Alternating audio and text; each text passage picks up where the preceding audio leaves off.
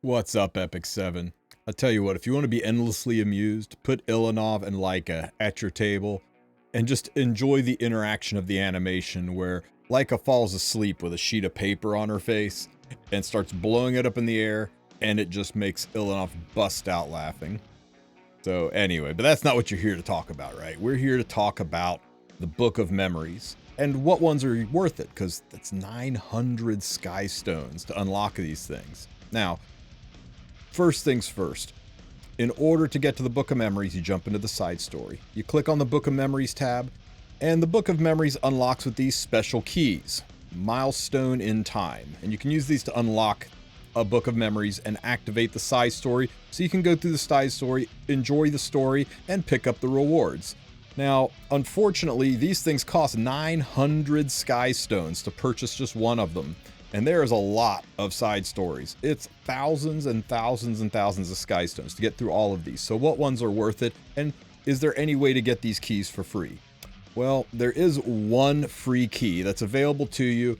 You've got to go into your adventurous path, and it's in the Achieving Adventurer section. And it's all the way back towards the end of the path. You can pick one of them up for free. But that's it. After that, 900 skystones to unlock these stories. Smogate put this system in so that they weren't constantly swamped with stories to rerun. You'd have ways to access the ones you wanted to redo to get ancient rewards without having to rerun the same tired side story over and over again. So it's a great idea, but come on, Smogate, give us more ways.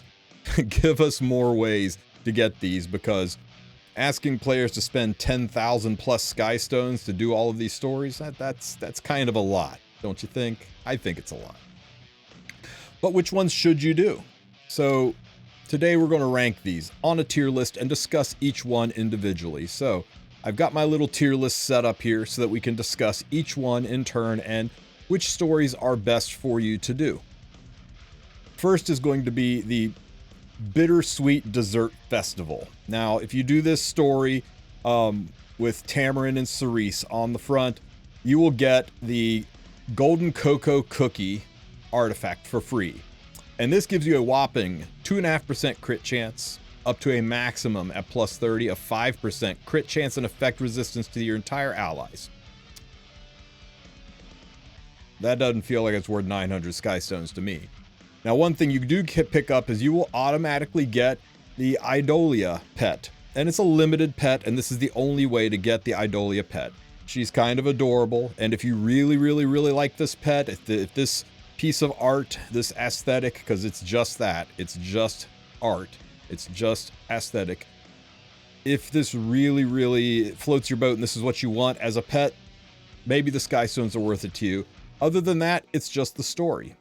You can click on the prologue to get an overview of the story without spending a dime, see what it's all about. These are characters that are featured in the story. You do not get these characters. You do not need to have these characters. They're just main characters in the story. I love Ainz staring at Tamarin. That tears me up every time. So, in my opinion, this one, we're just going to put it in the C tier, right? It's not the worst because it does have a limited pet in it, and some people like doing things for the limiteds, so we'll put it there. Next, we got Fairy Tale for a Snowy Day with an absolutely adorable Euphine wearing a reindeer costume. Come on, Smogate, give us reindeer Euphine as a skin. It should just be a holiday festive skin that you give to everybody as a gift. It's too freaking adorable. This is one of the better side stories. The story is sweet, and if you're not crying at the end of it, then you're probably dead inside, because man, this one gets you right in the feels. This story comes with a piece of 78 gear, which nobody wants or cares about 78 gear once they're past the first year of their account. So that's not that big of a deal, especially with it being on an injury set. But it does come with the artifact Nostalgic Music Box. This is a fantastic artifact that is great on Conqueror Lilius and is wonderful in PvE. It has lots of uses where, and once you max it out, and you will get enough copies in here to max it out, it's at the end of your turn to grant a random buff to an ally for one turn. It could be barrier, increased defense, immunity, or continuous healing. All very strong buffs. And it's guaranteed. The buffs always happen, and it's going to increase the defense of the unit wearing it by 10% at max, 5% at minimum. So it gives you a little bit of defense, a nice 10% stat stick, and it randomly spams buffs. Very impactful buffs. There's no buffs in here that are garbage. So this is a good one to get. Whether or not that artifact is worth 900 skystones to you or not, that's your call. But I think of all of them, this is one of the top ones to do. So we're going to stick it in the A tier.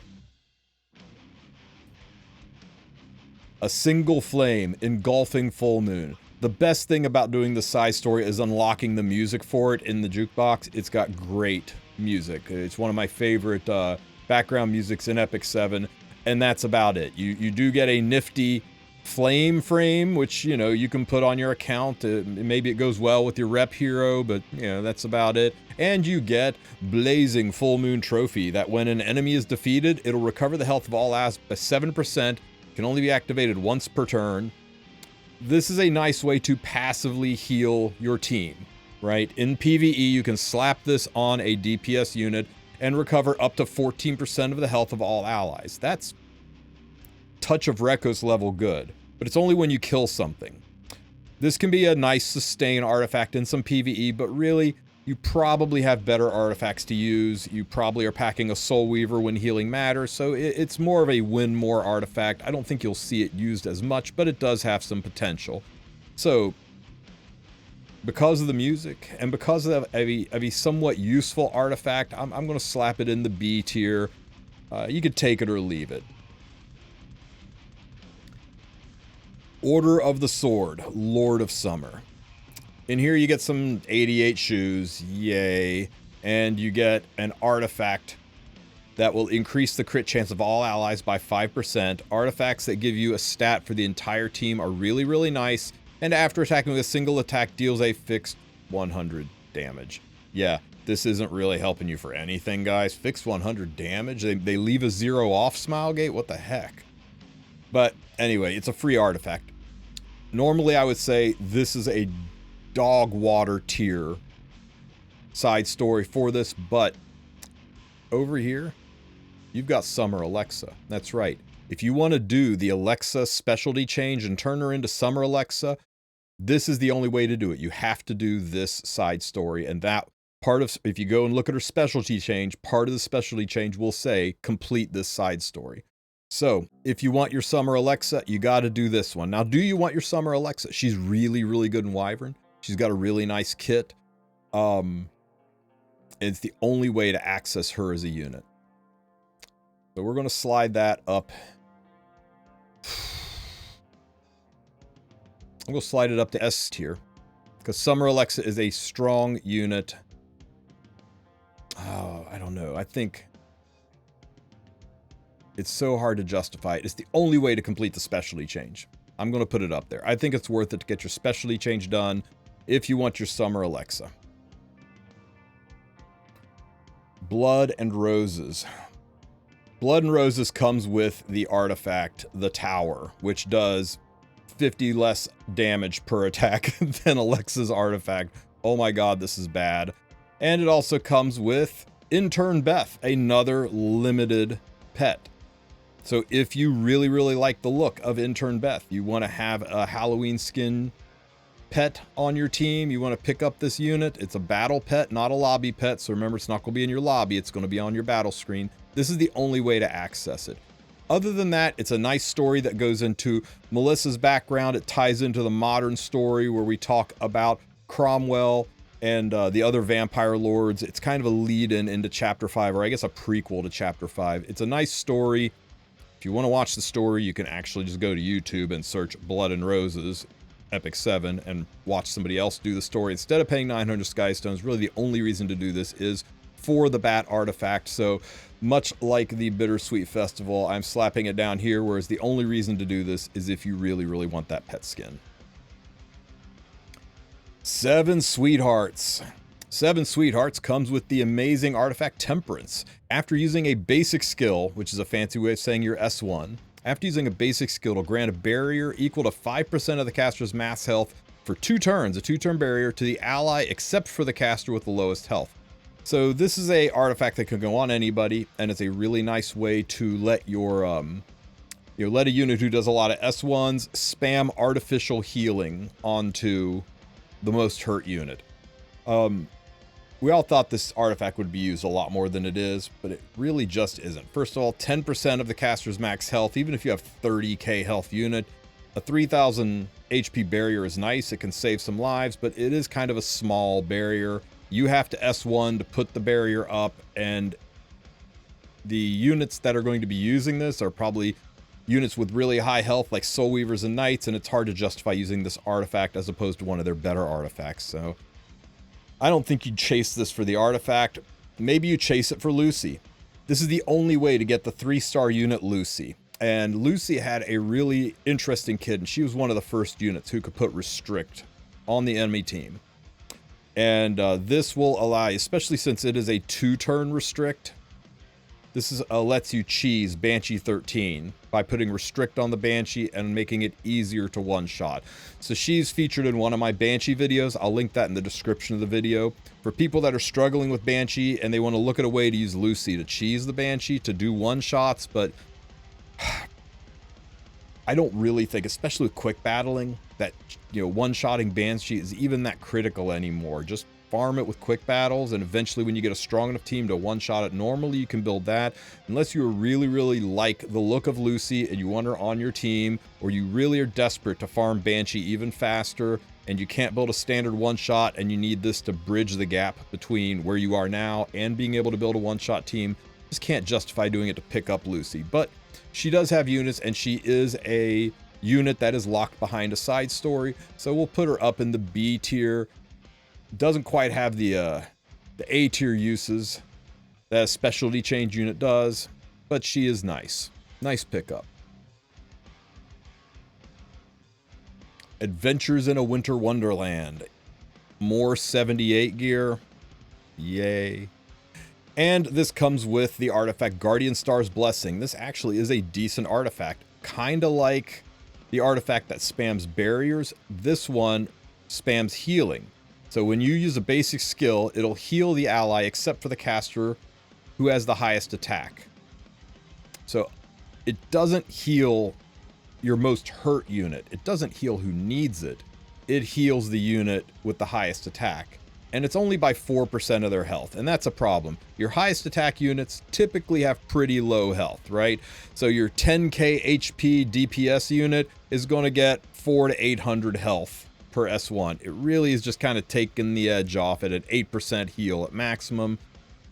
It's another artifact that looked really good on release that we thought lots of people would find niche uses for, especially in PvE, and it really just doesn't do that much.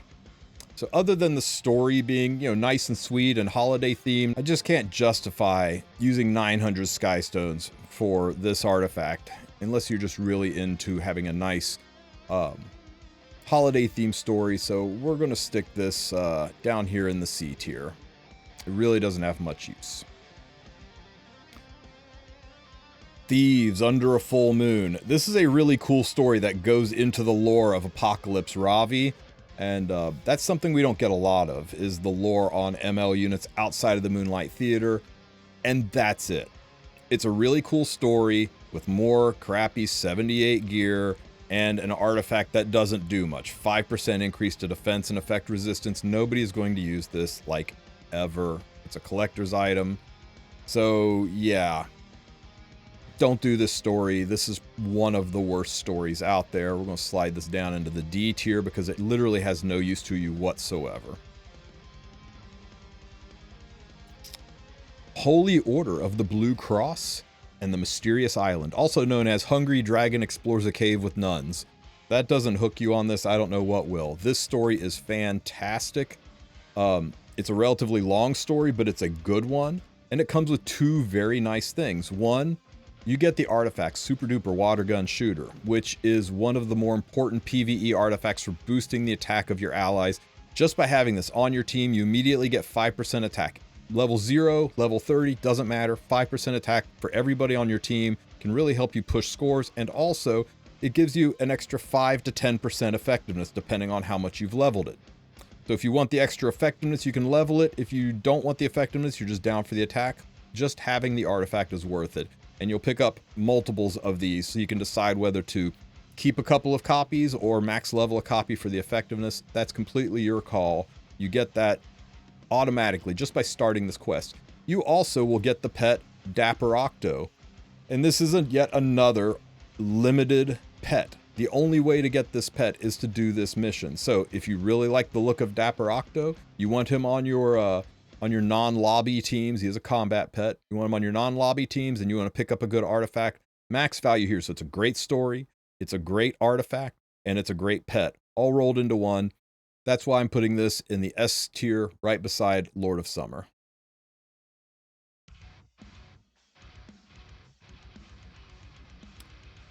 Song of the Sea. Song of the Sea is a nice story that does something kind of rare. It gives you a 4-star unit for free. Just by starting this, you get Corinne. But Corinne's not limited. You can summon Corinne, and you will summon Corinne. She will come to you eventually. She'll drop into your summons. So unless you're desperate to pick a Corinne up early before you've summoned her from your random summons, not a lot of benefit of just getting Corinne from activating the story. And you also get the artifact Rainbow Scales. Rainbow Scales increases the effectiveness and the effect resistance of all allies by 5%, 10% at maximum. Who cares? That's not that big of a deal.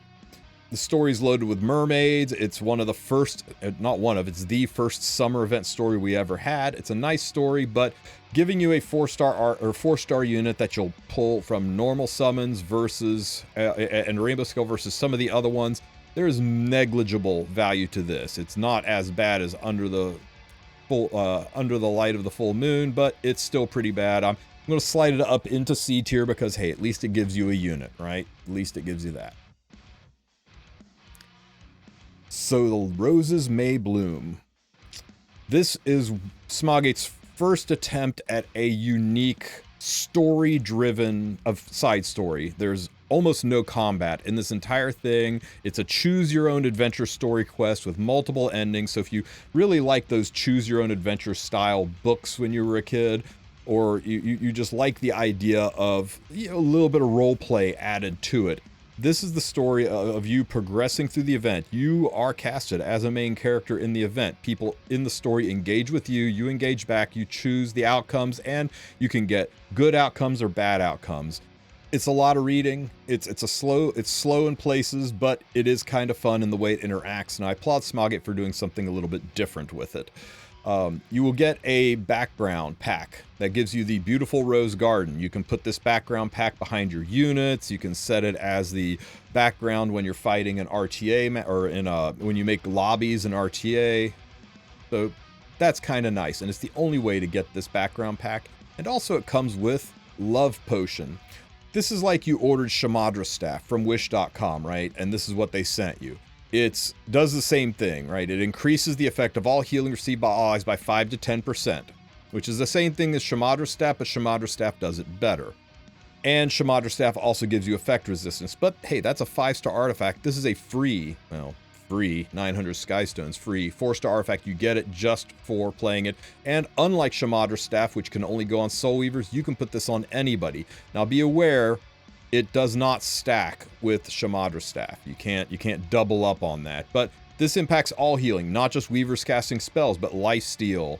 The healing effect of other artifacts like Sigurd's Scythe are likewise increased by this. This is a very nice early game PvE artifact that can help take the edge off on some floors where you're just not quite staying ahead of the damage. You can give one of your support units this artifact and suddenly your healing is even stronger.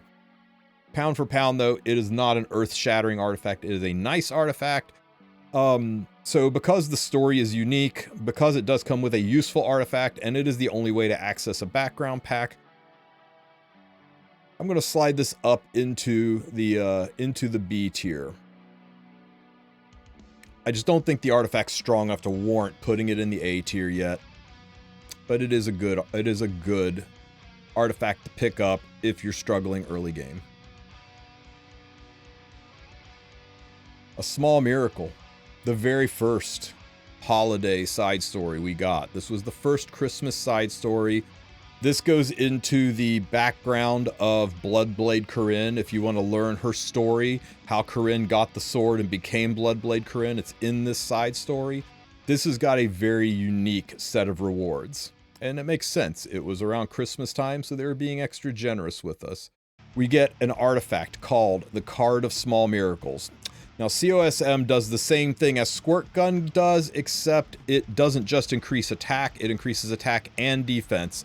And unlike Squirt Gun, it's not capped at 5% at start, it's at 2.5%, which means you gotta level it to plus 30 to get the full 5% benefit.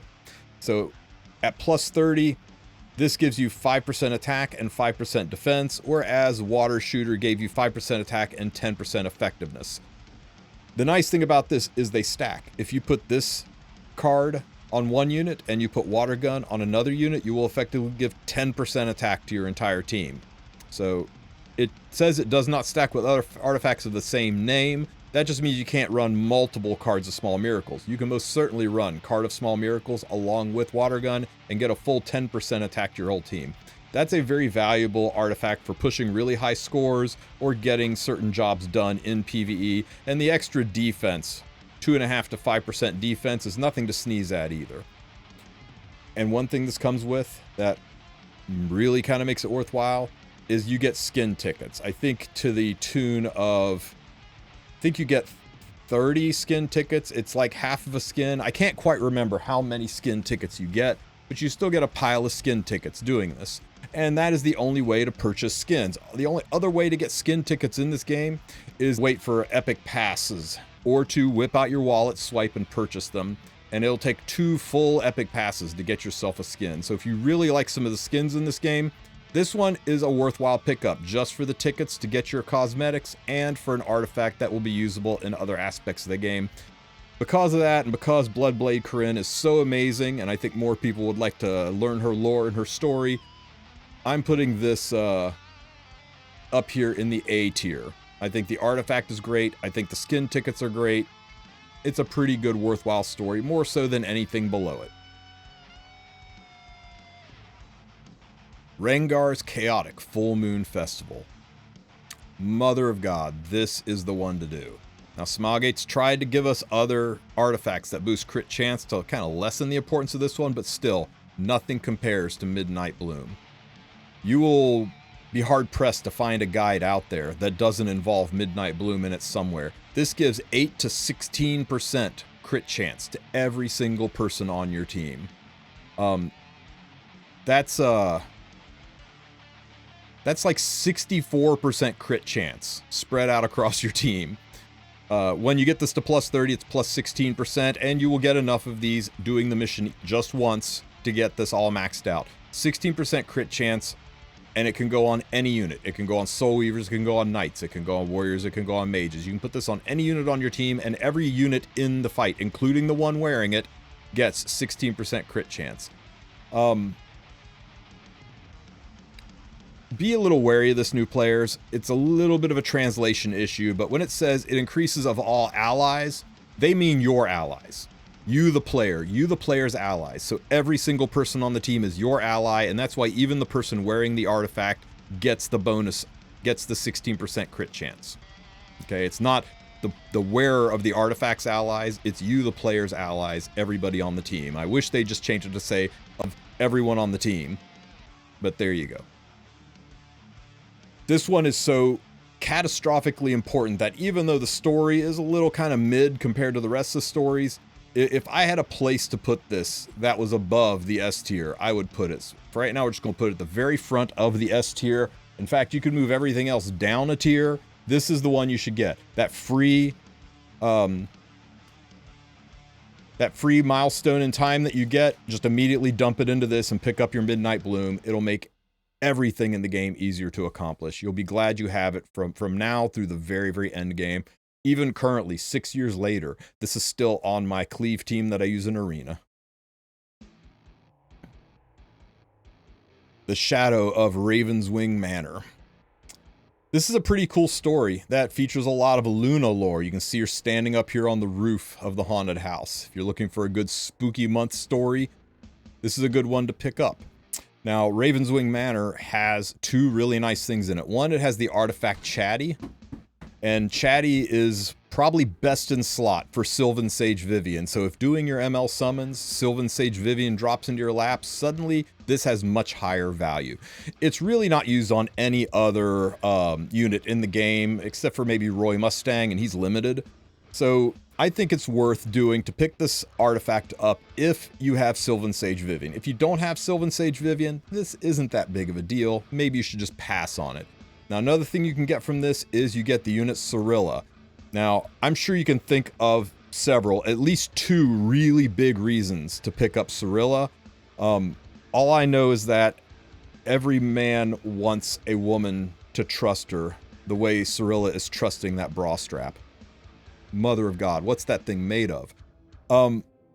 Cirilla is not used that often in the game. She was really, really instrumental in the prior Fire Rift event that was up, and we probably won't see that Rift event again for at least another 6 to 9 months, but she will come around to be useful again. She's also very, very useful in the Light Expedition, surprisingly good in the Light Expedition, but that's about it. She's a fun unit, and if you really want to know more about her, go hit up I'm Sue. This is his favorite unit, and he will tell you everything you could ever want to know about Cirilla and her uses.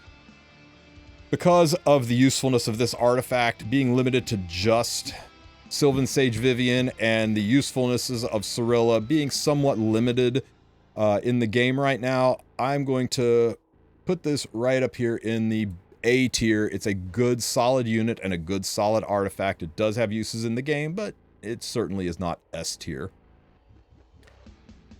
And the last book of memories you can open is Eulogy for a Saint.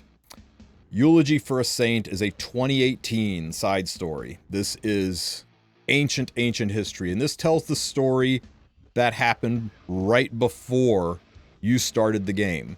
When you started the game, you got to see how Epic 6 ended with Ross failing and Dishe recreating the world, and then you start the story where Ras is just awakened and is getting ready to go deal with the Archdemon. But what happened before? How was the world dealing with everything going on while Ras was asleep? This is where the Eulogy of a Saint story starts. It begins with the Archdemon being unleashed upon the world and Ras not awakening, and how the world deals with the calamity that's happening without the heir of the Covenant there to save everyone's lives. It is a fantastic story. It is some of, if not the best writing Epic 7 has ever done. It's the story that hooked many of us into this game with when you hear people talking about when is there going to be an anime for Epic 7, it's because of this story. This story is crazy good, loaded with animations, and man, I just can't spoil it.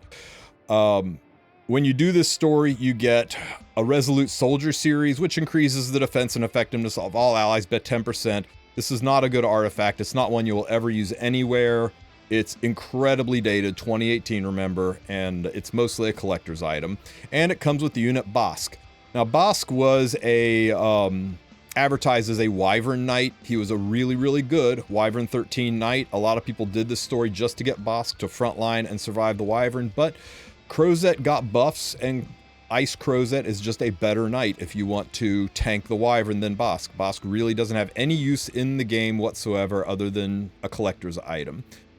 And that's it. So there's nothing in this story of value except the story itself. The story itself is amazing, but you can go to YouTube and type Epic 7 Eulogy for a Saint, and there are several videos out there of people doing this entire story. And if you want to, and I do recommend it, if you want to pick up on the lore of Epic 7 and learn what happened to lead up, why was everybody so angry at Ross when he woke up, how did they deal with the Archdemon, this side story explains all of that. So for those of you who are lore heads, go check that out on YouTube, but don't spend the 900 skystones on this story. Even though it's the best story in the game, it's the worst story for rewards.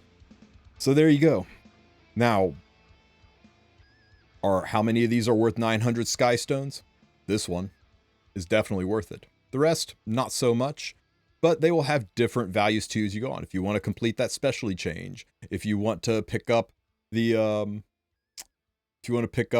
water gun artifact, if you want to pick up the Card of Small Miracles artifact, you've got to weigh that versus the 900 skystone cost to get into it. So hopefully this guide helps you guys out. Hopefully it helps you decide where to spend the free one of these you get and whether or not you want to buy additional ones. If you have any questions, ask them in the comments section. Don't forget to like and subscribe, and you guys have a great rest of your week. Take care, Epic 7.